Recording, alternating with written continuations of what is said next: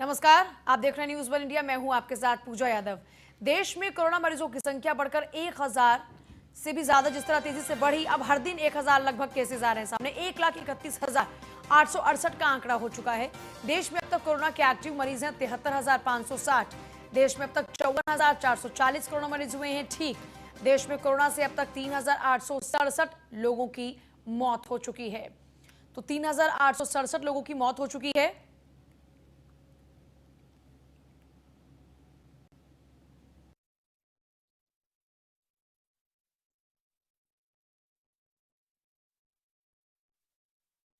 Corona मरीज हुए हैं ठीक। देश में कोरोना से अब तक 3,867 लोगों की मौत अब तक हो चुकी है। आंकड़ा 1 लाख क्रॉस किया, उसके बाद आंकड़ा अब 1,31,868 पर पहुंचा और आगे भी आंकड़ों में इजाफा हो सकता है। देश में अब तक कोरोना के एक्टिव केस लगातार बढ़े हुए हैं। 3,867 लोगों की जान भी अब तक जा चुकी है। 54,440 लोग अब तक ठीक भी हो चुके, लेकिन अब इसी से अंदाजा लगा लीजिए कि 60 से 70 हजार लोग अभी भी कोरोना एक्टिव हैं। वहीं दिल्ली में कोरोना मरीजों की संख्या 13,000 के पार हो चुकी है। कोरोना मरीजों की संख्या 13,418। दिल्ली में कोरोना के एक्टिव मरीज 6,617। दिल्ली में अब तक 6,540 मरीज ठीक हुए। दिल्ली में कोरोना से अब तक 261 लोगों की मौत हो चुकी है। दिल्ली में कोरोना के आज 508 नए मरीज सामने आए।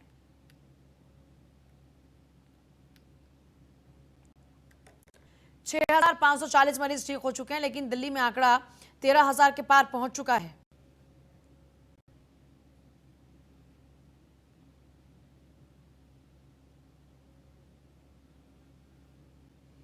दिल्ली में मरीजों की संख्या 13,000 के पार पहुंच चुकी है और मरीजों की संख्या 13,418 एग्जैक्ट जो डाटा अभी तक है ऑफिशियली 13,418 यानी लगभग 13,500, जिनमें कि एक्टिव मरीज हैं 6,617। 6,540 मरीज ठीक भी हो चुके हैं।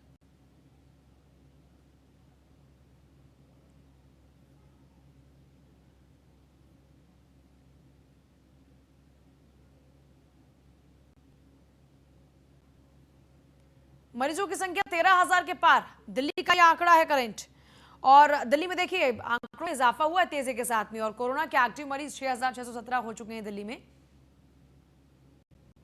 6,500 मरीज अब तक ठीक हो चुके हैं। दिल्ली में 261 लोग दिल्ली में अब तक जान भी गंवा चुके हैं।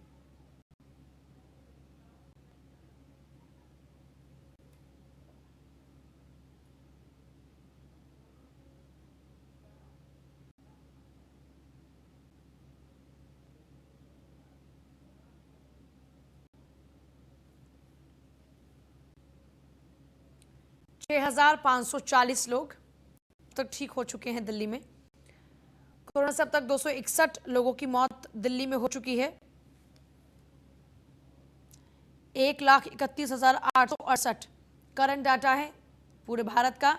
73,560 केसेस अभी एक्टिव केसेस हैं।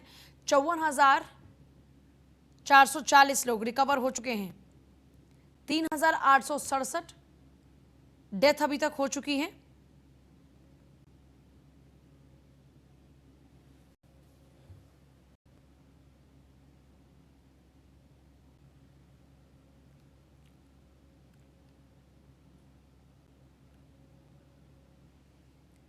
और वहीं बिहार के मुख्यमंत्री नीतीश कुमार ने आज तीसरे दिन वीडियो कॉन्फ्रेंसिंग के माध्यम से विभिन्न क्वारंटीन सेंटर्स का निरीक्षण किया। वहां रह रहे प्रवासियों के साथ चर्चा की। 8 जिलों के 16 क्वारंटीन केंद्रों का निरीक्षण भी किया।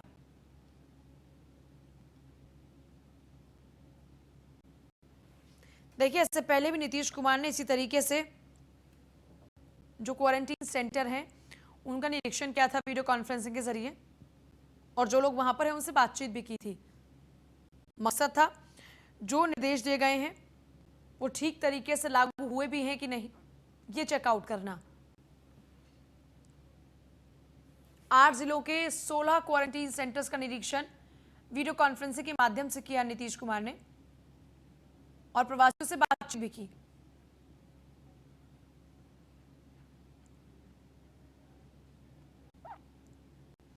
तो ये तस्वीरें आप देख रहे हैं उस दौरान की जब वीडियो कॉन्फ्रेंसिंग के जरिए प्रवासियों से बातचीत की नीतीश कुमार ने और जाना कि क्या कुछ हालात हैं वहां पर, सही से तमाम सुविधाएं मिल रही हैं कि नहीं मिल रही हैं, कोई परेशानी कोई दिक्कत तो नहीं है।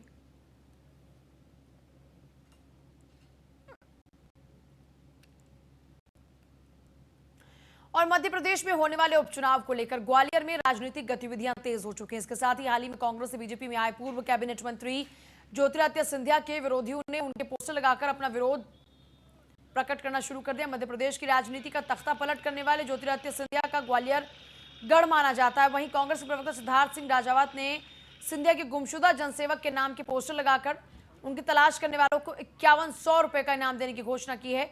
इस खबर का पता चलते ही ज्योतिरादित्य सिंधिया ने और उनके समर्थकों ने देखिए अपनी तरफ से प्रतिक्रिया देनी भी शुरू कर दी हैं और सिंधिया समर्थक नदी गेट पहुंचकर वहां लगे पोस्टर्स को हटाने लगे। ये उस दौरान की तस्वीरें आप देख रहे हैं जब पोस्टर्स को हटाने का काम उनके समर्थकों ने शुरू कर दिया।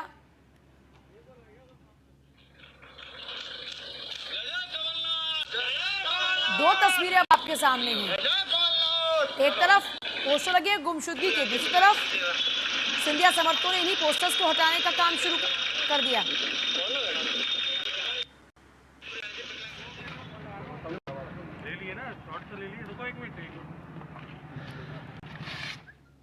अभी हमने महल गेट से शुरुआत की है और पूरे चंबल संभाग में लगा रहे हैं। हमारे जो जनसेवक थे उनको घुटन हो रही थी कांग्रेस में, उन्हें जनसेवा करनी थी।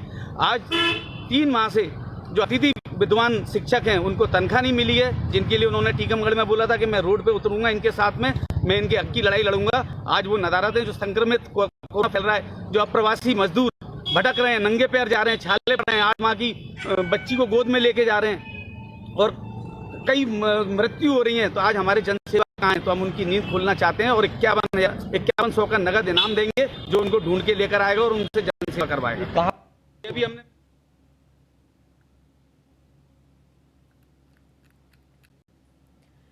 मध्य प्रदेश के भिंड में कोरोना को लेकर घोषित लॉकडाउन के बाद न्यायाधीशों ने एक दिवसीय कार्यक्रम के तहत गरीबों और असहाय लोगों को भोजन के पैकेट्स वितरित किए। रविवार को इटावा चुंगी पर जिला और सत्र न्यायाधीश जेके वर्मा, एडीजे दिलीप गुप्ता, सीजेएम आशीर्वाद बिलाला, मजिस्ट्रेट शरद जायसवाल, मुन्नालाल राठौर, दानिश अली, भिंड कलेक्टर छोटे सिंह के साथ इटावा चुंगी पर बॉर्डर पार कर जिले के अंदर आ रहे भूखे लोगों को खाने के पैकेट वितरित किए।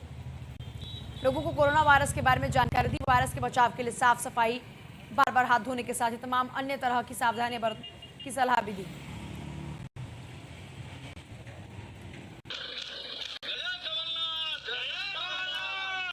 पढ़ो।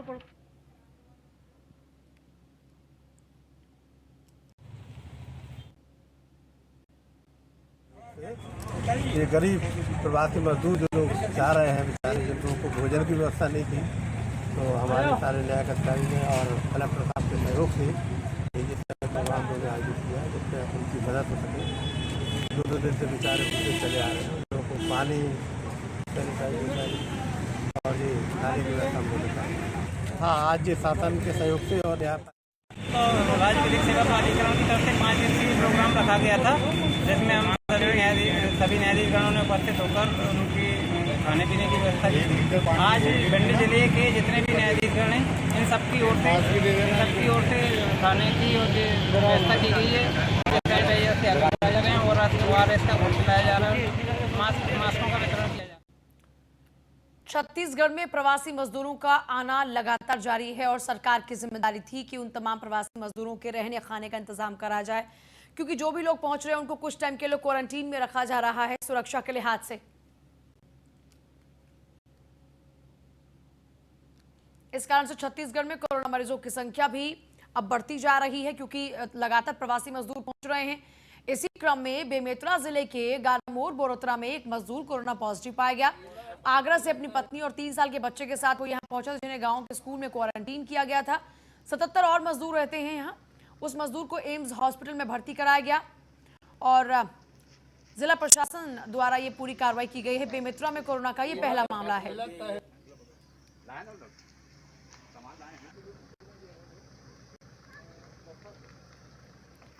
आगरा से ये प्रवासी मजदूर आया था और बेमेतरा में भी अब देखिए पहला ये कोरोना पॉजिटिव केस सामने आया, जिसमें जो मरीज है उसे अस्पताल ले जाया गया है, एम्स में उसको भर्ती कराया गया है।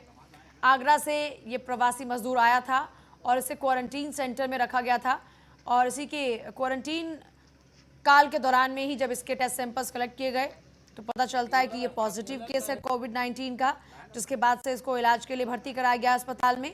और इसके साथ साथ जिस क्वारंटीन सेंटर में ये था, वहां पर 77 और मजदूर थे। बेमेतरा में कोरोना का ये पहला मामला है।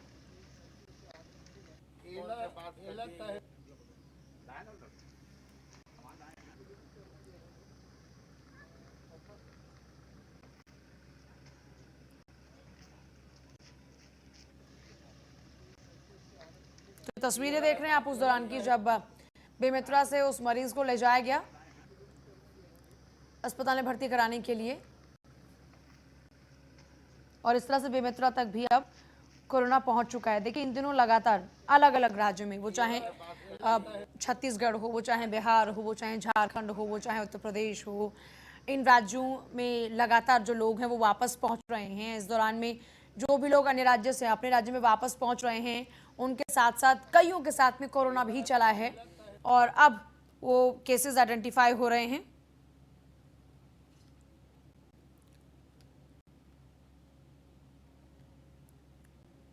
छत्तीसगढ़ के बलरामपुर जिले के क्वारंटीन सेंटर में युवक से मारपीट के आरोप के बाद सरगुजा सांसद और केंद्रीय मंत्री रेणुका सिंह पीड़ित युवक से मिलने क्वारंटीन सेंटर पहुंची।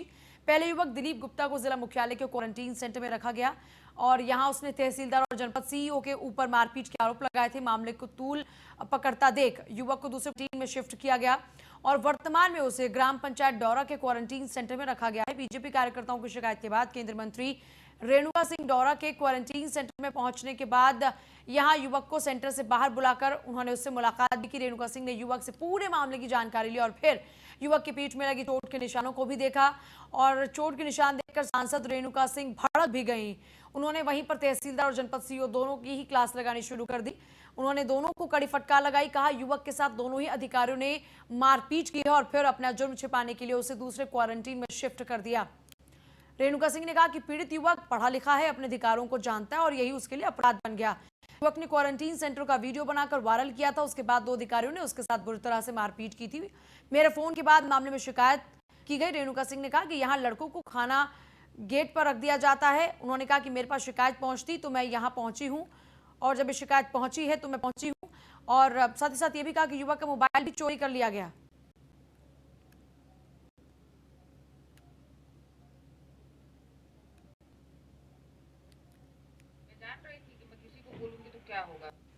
उस लड़का के विषय में जानिएगा ना आंटी जी, तो आत्मा टूट जाएगा।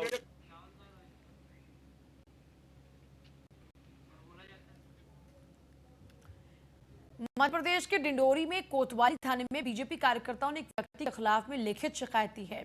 भाजपा कार्यकर्ताओं का आरोप है कि उक्त व्यक्ति सोशल मीडिया के व्हाट्सएप ग्रुप में प्रधानमंत्री मोदी के लिए आपत्तिजनक फोटो एडिट कर डालता है, जिस पर कार्रवाई की मांग की गई। डिंडोरी जिले में एक व्हाट्सएप ग्रुप संचालित है जिसमें कई बड़े जनप्रतिनिधि, समाजसेवी और पत्रकार जुड़े हैं।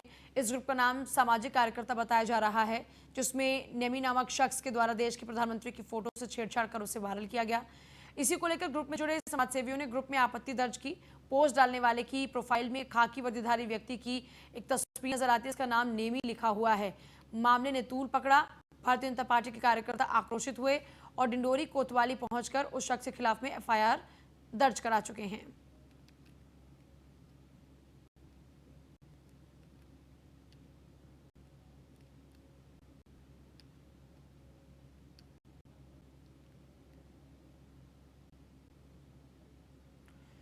तो देखिए, एक ग्रुप संचालित होता है और उसी ग्रुप में ये फोटो शेयर की गई थी।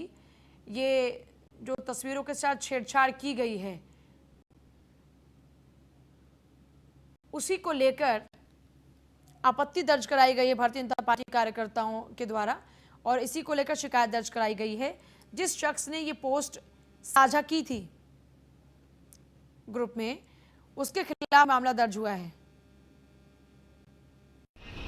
ग्रुप एडमिन के ऊपर भी कार्रवाई होनी चाहिए, जिसने ये पोस्ट को डाला उनके ऊपर कार्रवाई होनी चाहिए और उन लोगों पर भी कार्रवाई होनी चाहिए जिन लोगों ने इसको पढ़ने के बाद किसी तरीके से लाइक या कमेंट्स किया। और देश के यशस्वी प्रधानमंत्री के लिए इस तरीके की टिप्पणी करना या इस तरीके की कोई पोस्ट को वायरल करना, जितनी भी इसकी निंदा की जाए कम है। ये बहुत बड़ी लापरवाही है और ऐसी हरकत करना, देश के यशस्वी प्रधानमंत्री के खिलाफ इस तरीके की टिप्पणी करना, ऐसी पोस्ट करना, ये उनकी गंदी मानसिकता को दर्शाता है। जो देश के प्रधानमंत्री लगातार आम आदमी के लिए, गरीब आदमी के लिए, मजदूर वर्ग के लिए दिन रात एक कर रहे हैं, मेहनत कर रहे हैं और अपने देश को बचाने के लिए जी जान एक कर दिया है, उसके बाद भी इस तरीके की हरकत करना, इसकी जितनी भी निंदा की जाए कम है। ऐसे दोषियों के ऊपर कड़ी से कड़ी कार्रवाई होनी चाहिए और उन्हें हमारा जो भी न्याय कहता है उसके ऊपर कठोर से कठोर दंड लगाकर इन्हें कठोर कारावास की सजा। बहुत दुखद है ये कि हमारे यशस्वी प्रधानमंत्री जो रात दिन लगातार देश को बचाने में लगे हुए हैं और उनके खिलाफ आपत्तिजनक पोस्ट डाली जा रही है ग्रुपों में, हम उसकी शिकायत सिटी कोतवाली थाना प्रभारी को दिए हैं और उचित कार्रवाई की मांग कर रहे हैं। ऊपर कार्रवाई होनी चाहिए। अगर ऐसे आपत्तिजनक पोस्ट डलते हैं किसी ग्रुप में तो ग्रुप एडमिन के ऊपर भी कार्रवाई होनी चाहिए, क्योंकि वो अपना ग्रुप संभाल के रखें, ऐसे आपत्तिजनक पोस्ट ना डलें। जानकारी तो मिली है, उसमें एक वर्दी धारक है डबल स्टार, उनका प्रोफाइल दिख रहा है कि उन्होंने ये पोस्ट डाली। तो बिल्कुल उचित कार्रवाई चाहते हैं, कड़ी से कड़ी उनको सजा हो। सीएम योगी ने शिवसेना और कांग्रेस पर हमला बोला है। कामगारों को शिवसेना कांग्रेस की सरकार से मिला छलावा। कामगारों ने अपने खून पसीने से महाराष्ट्र को सींचा। लॉकडाउन में कामगारों को उनके हाल पर छोड़ दिया गया। महाराष्ट्र सरकार की वजह से घर जाने को मजबूर हुए कामगार। अमानवीय व्यवहार के लिए मानवता उद्धव ठाकरे को कभी माफ नहीं करेगी। देखिए, महाराष्ट्र में क्योंकि गठबंधन की सरकार है, महाराष्ट्र में तेजी से कोरोना का ग्राफ बढ़ा और पूरे देश में महाराष्ट्र कोरोना का एपिक सेंटर है। महाराष्ट्र से जो भी लोग अपने राज्यों की ओर वापसी कर रहे हैं उनमें ज्यादातर केसेस पॉजिटिव ही पाए जा रहे हैं। वो चाहे उत्तर प्रदेश पहुंच रहे हो, वो चाहे दिल्ली पहुंच रहे हो, चाहे बिहार पहुंच रहे हो, किसी भी राज्य में क्यों ना पहुंच रहे हो, जो भी लोग महाराष्ट्र से मूव कर चुके हैं वो लोग ज्यादातर पॉजिटिव पाए जा रहे हैं। अब योगी आदित्यनाथ उत्तर प्रदेश के मुख्यमंत्री ने महाराष्ट्र की सरकार को घेरा है और महाराष्ट्र की सरकार को घेरते हुए साफ तौर पर सरकार के ऊपर आरोप लगाए हैं कि कामगारों का ख्याल नहीं रख पाई सरकार। अमानवीय व्यवहार के लिए मानवता उद्धव ठाकरे को कभी माफ नहीं करेगी। ट्वीट किया है सीएम योगी ने, लिखा, महाराष्ट्र सरकार की वजह से ही घर जाने को मजबूर हुए हैं ये कामगार। अमानवीय व्यवहार के लिए मानवता उद्धव ठाकरे को कभी भी माफ नहीं करेगी। अवनीश विद्यार्थी जुड़ गए हमारे साथ में, एग्जीक्यूटिव एडिटर। अवनीश, महाराष्ट्र में लगातार बढ़ते आंकड़े हैं और तेजी से वहां से लोगों का पलायन भी हो रहा है, लेकिन अचानक से मुख्यमंत्री ने महाराष्ट्र सरकार पर ये निशाना जो साधा है, कोई खास वजह है इसकी? देखिए, सबसे बड़ी वजह यह है कि जो शिवसेना पार्टी जिसके नेतृत्व में महाराष्ट्र में सरकार चल रही है, कांग्रेस पार्टी और एनसीपी वो सरकार में शामिल हैं और मुखपत्र जो है वो सामना शिवसेना का, उसमें आज सुबह उत्तर प्रदेश के मुख्यमंत्री योगी आदित्यनाथ को लेकर के अशोभनीय टिप्पणी की गई थी। उसमें उन्हें हिटलर तक की संज्ञा दे दी गई थी और इसके बाद से उत्तर प्रदेश के तमाम सारे जो बीजेपी के नेता हैं उनकी प्रतिक्रिया लगातार शिवसेना कांग्रेस की सरकार को लेकर के, वहां से जिस तरीके से माइग्रेंट लेबर्स को उत्तर प्रदेश वापस भेजा गया उसको लेकर के कई सारे मुद्दों पर आरोप प्रत्यारोप का दौर चलता रहा। उसी कड़ी में मुख्यमंत्री के दफ्तर की ओर से बयान जो है अब से थोड़ी देर पहले जारी किया गया। इसमें न सिर्फ शिवसेना बल्कि कांग्रेस पार्टी को भी हिदायत देते हुए बात कही गई है कि जब बड़ी संख्या में वहां पर काम करने वाले, वहां के निर्माण में सहयोग देने वाले उत्तर प्रदेश के निवासी महाराष्ट्र में थे, तो उनको बजाय इससे कि उनको सहयोग किया जाए, उनको भोजन पानी दिया जाए, उनको नौकरी दी जाए और उनको ऐसी मदद दी जाए ताकि वो वहीं बने रहें, इसके बावजूद महाराष्ट्र की सरकार ने उनको वापस भेजने के लिए दबाव ज्यादा बनाया। इन परिस्थितियों में अगर वो इस तरीके से काम करते हैं, इस तरह की राजनीति करना चाहते हैं, तो उत्तर प्रदेश की सरकार अपने जो गरीब प्रदेश के रहने वाले लोग हैं उनके लिए बेहतर इंतजाम कर सकती है, उनको अपने घर में नौकरी दे सकती है, संसाधन दे सकती है। लेकिन जो राजनीति शिवसेना ने की है उसको लेकर के योगी आदित्यनाथ की ओर से बहुत साफ तौर पर ये कहा गया कि बहुत ही गलत नकारात्मक राजनीति है और इसको अच्छा, शिवसेना के मुखपत्र सामना में जो लिखा गया, बाबा मन के अंकुर खोल, और स्पष्ट तौर पर लिखा गया कि यूपी सरकार जो कर रही है वो अमानवीय है, अपने ही लोगों को राज्य में घुसने नहीं दे रही। लेकिन ये आरोप कैसे और क्यों? क्योंकि उत्तर प्रदेश में तो लगातार महाराष्ट्र के लोग पहुंच रहे हैं। तो देखिए, ये आरोप प्रत्यारोप चल रहा है। बीजेपी और गैर बीजेपी शासित राज्यों के बीच में प्रवासी मजदूरों को आने जाने को लेकर के बहुत सारे विरोधाभास है। कई वजहों से है। वो इस नाते भी है कि आर्थिक तौर पर उन राज्यों के बीच में कोई तालमेल नहीं है। सामान्य तौर पर भी, राजनीतिक तौर पर भी उन नेताओं के बीच में आपस में तालमेल नहीं है। और राजनीतिक विरोधाभास इतना ज्यादा है कि उनको इस संकट काल में भी राजनीति के अलावा कुछ और नहीं दिखाई दे रहा है। शायद यही वजह है कि उसका भुगतान इन श्रमिक मजदूरों को, कामगारों को करना पड़ रहा है। और यही वजह है कि अब राजनीति इस स्तर पर आ गई है कि नेता एक दूसरे के खिलाफ आरोप लगाते हैं।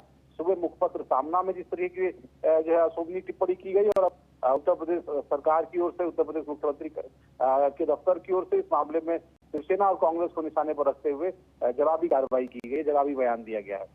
बहुत शुक्रिया आपका फिलहाल बातचीत के लिए। देखिए, कामगारों को शिवसेना और कांग्रेस सहूलियत नहीं दे पाई। कुल मिलाकर राजनीति खूब शबाब पर है, ये कह सकते हैं। संजय राउत ने भी कहा कि राज्य में लोगों को घुसने से रोकना ठीक वैसा ही जैसे दूसरे विश्व युद्ध के दौरान हिटलर ने ज्यूस की हत्या की थी, यानी यहूदियों की हत्या की थी। बाबा मन के अंकुर खोल, दरअसल इसी शीर्षक के साथ में मुखपत्र शिवसेना का सामना में एक लेख छपा है, जिसके बाद से ये जवाब दिया गया है। छत्तीसगढ़ के कोलीबेड़ा ब्लॉक के अति संवेदनशील और बीहड़ इलाके के ग्राम पंचायत पनीडोबीर का चिलपर नया पारा आज भी सुविधाओं के अभाव में है। लोग आज भी अभावों में जीने को मजबूर हैं। चिलपर नया पारा में ना बिजली है, ना अस्पताल है, ना आंगनबाड़ी। लगभग 25 से 30 बच्चों के लिए 0 से यानी 5 वर्ष तक के लिए जो तैयारियां होनी चाहिए, जो सुविधा होनी चाहिए, वो है नहीं। बच्चे सिर्फ यहाँ खेलने आते हैं। ये गांव आज भी सुविधाओं से कोसों दूर है। गरीबी और बदहाली में लगातार यहाँ के लोग जी रहे हैं।